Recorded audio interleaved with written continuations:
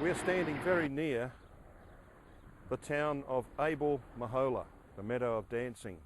This was the hometown of Elisha the prophet, and we read in the record of scripture that when Elijah came to him after, of course, his time at Mount Horeb, when God instructed him to return and to anoint Hazael, king of Syria, and Jehu, king of Israel, and to anoint Elisha the prophet to be prophet in his room, he passed him by, and Elisha obviously belonged to a fairly wealthy family because he was ploughing with 12 yoke of oxen, 12 of course being the number of Israel, and he with the last, the record says.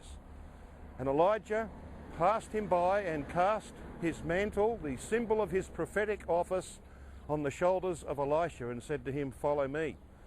Elisha obviously wanted to go home and say goodbye to his parents. We don't know that he did that. What we do know is that he took the oxen that he was ploughing with and used the instruments that he had at hand to make a sacrifice.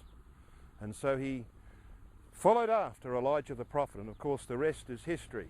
And we know that Elisha, the salvation of Yah, became the teacher of Israel, the restorer of the schools of the prophets that Samuel had established of old. So here we are, the fields of Abel Meholah. As you can see, very, very productive. Productive, of course, in terms of nature, far more productive in terms of the truth through the work of the salvation of Yah. It's cutting each other.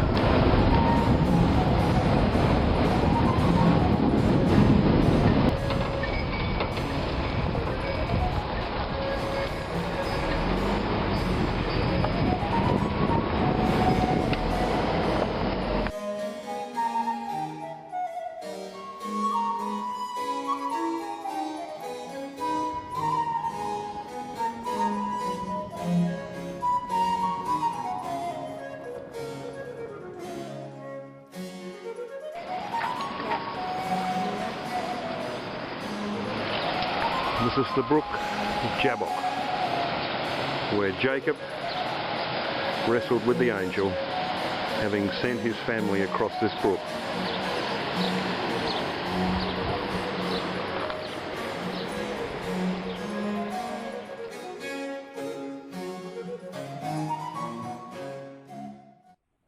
There was no more important time or place in the life of our father Jacob than this place in which we're now standing.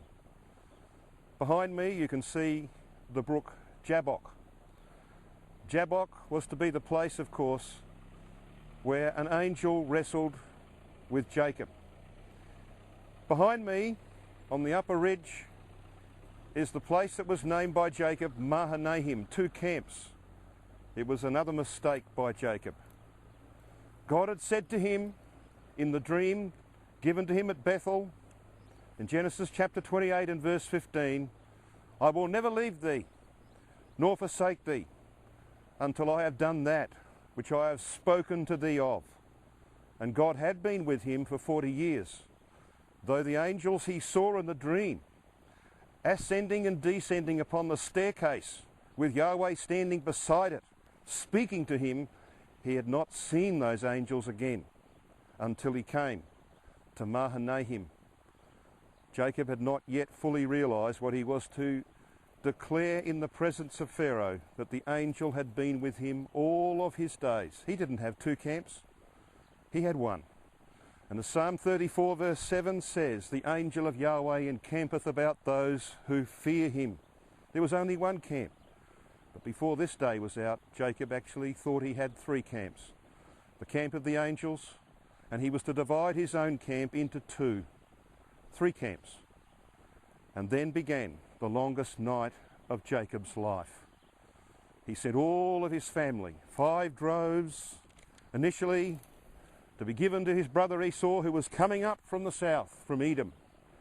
And then he took his family and they passed over Jabbok. And Jacob was left alone. And the record of Genesis chapter 32 says, "And Jacob was left alone, and there wrestled a man with him until the breaking of the day." Why does it say there wrestled a man with him, when we know from the record of Hosea chapter 12 verses 3 to 6 that this was unquestionably one of the angels that he had seen at Mahanaim? He was behind on the north side of Jabbok because he was looking for those angels. Who would send his family across into the teeth of Esau and stay here unless he was looking for an angel? And it was an angel that came and began to wrestle with Jacob. It was not Jacob who began that wrestling. There's a very important principle in that. It was God who initiated the wrestling in Jacob's life, as it is God who has initiated the wrestling in the lives of each one of us. It's his work. He's about to bring it to some culmination in the life of Jacob. He's to learn the greatest lesson of his life here in this place. And it says there wrestled a man. When we know it was an angel, why does it say a man? Well, he just spent 40 years in the company of the inveterate deceiver Laban. And in the everyday affairs of life, he had learnt not to deceive, but to be truthful, which he had not been in Genesis 27. That's why he had to go and spend the 40 years with Laban. It is in the everyday affairs of life, the life of man, that God wrestles with us to teach us the fundamental lessons of how to devote ourselves to truth and integrity and righteousness, that we might follow his own pattern and the pattern that it would be established in his Son later on. And so the record is very clear, isn't it? There wrestled a man with him until the breaking of day. And the breaking of day, of course, here represents the dawning of the new day, the kingdom. And the work that God was doing in Jacob, he does in each one of us. And so Jacob named this place. He got his blessing, he hung on, his thigh had been touched by the angel, it went at right angles, he had a dislocated hip. The hip is the strongest part of the human body. He had no strength, he couldn't hurry, he couldn't save himself from the hand of Esau that was stronger than he. God delivered him. Don't put trust in your own confident ability to save yourself from all of these situations, Jacob. Put your trust in me. So he touches him. And that's why we read in the record of Zephaniah chapter 3 and Micah chapter 4 that when God brings Israel back through the wilderness of the peoples, he brings them to this very place as they pass from here to cross the Jordan to go up the valley of Achor, we read that I will save her that halteth. He's going to save his people and teach them the same lesson that he taught Jacob here in this place, in their wilderness journeys from their dispersion back to the land. It's a wonderful story. So why is this place then named Peniel? That's what Jacob calls it. Got his blessing. Jacob called the name of the place Peniel, for I have seen God face to face, and my life is preserved. Peniel means the face of God, of course. But it's in the first person singular, that name. It means I have seen God. But then the record says this in verse 31. And as he passed over Peniel, different spelling, this is spelt P-E-N-U-E-L. Why the difference? Peniel is in the third person plural. It means they have seen God. And it is Hosea who tells us in his 12th chapter what all of these events meant in the life of Jacob. He tells us that what God was doing to Jacob here was for us. When Jacob came to Bethel a second time, Hosea says, and there God spake with us. Jacob learned his lesson here. You and I have to learn the same lesson in everyday life, in the wrestling that God has initiated in us. And he will complete that work if we hang on to him, as Jacob hung on to the angel until the breaking of the day. And that day is about to dawn.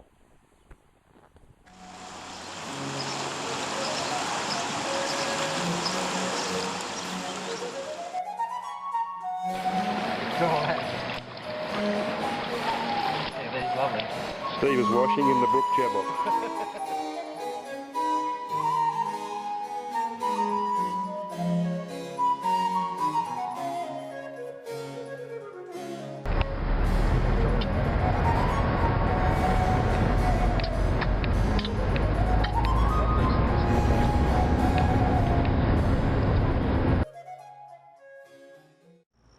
We're standing at the entrance of a fairly impressive tell behind us. This is Tell Dir Allah, which is Arabic for the tell of the sanctuary of God. And it's an ancient tell that was the site of Succoth. This tell is based at the entrance of a big wadi that's standing behind us here, which is Wadi Zarqa, the main river that runs all the way from almost at Amman, the capital. The other interesting thing that was found here was a room full of inscriptions. The whole room was full of inscriptions. And on one of those inscriptions was written the full name, Balaam, the son of Beor, a extra-biblical confirmation that Balaam was a real figure. And that was found right at this place. This place was named by Jacob when he was returning from Haran, having spent his 40 years with Laban, his mother's brother, that he might learn not to be like the Syrian Laban. And of course, he encountered, a little further north of here, Esau. And Yahweh delivered him from the hand of Esau. And there was a sense of enormous relief in Jacob. And so he came to this place, and the record says, so Esau returned that day on his way unto Seir, and Jacob journeyed to Succoth, and built him an house, and made booths for his cattle. Therefore the name of the place is called Succoth. So this place was named in the wake of his redemption from the hand of Esau, who was stronger than he. And Yahweh had redeemed Jacob, and he was now ready to rest. He had driven his family and his herds and his flocks very rapidly from Haran to try and escape from Laban. He had confronted Esau with enormous preparations and sleepless nights. Now it was time to rest, and so he built booths for his cattle. We don't know how long he stayed here, but long enough for him to rest. And then he made his way across the Jordan and came in peace, the record says in verse 18, to the city of Shechem. Now this place, Succoth, was to feature later on in history.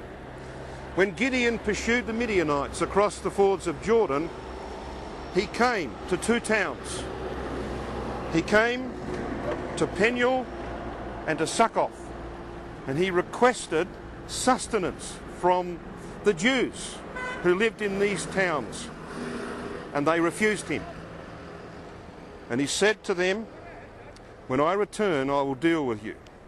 And the record tells us that he came back to Succoth. He caught a young man of the men of Succoth and asked him to describe the elders. And there were 77 elders of Succoth. Now 77 is 7 times 11. 7 is the covenant number, and 11 is the biblical number for failure. And these elders had failed Gideon. They'd certainly failed their God and their people. And so the record tells us that he took these men, in verse 16 of Judges chapter 8, he took the elders of the city and thorns of the wilderness and briars, and with them he taught the men of Succoth. Now that would be an interesting historical incident if it wasn't for the fact that this series of chapters on the life and work of Gideon is actually typical of the work of the Lord Jesus Christ. And Judges chapter 8 are the events post-Armageddon in the wilderness wanderings of Israel coming back to the land under Elijah. And we know that in that wilderness wandering, in the wilderness of the peoples, that is Europe, the rebels will be purged out. And so he took the briars, did Gideon, of the wilderness, and he taught the men of Succoth. It's a prophecy. It's a prophecy of the work of Elijah and the saints as they bring Israel back to the land. And they're going to return via this place back to the land eventually after 40 years of wandering, and the rebels will have been purged out of them after the pattern that we see here in Judges chapter 8.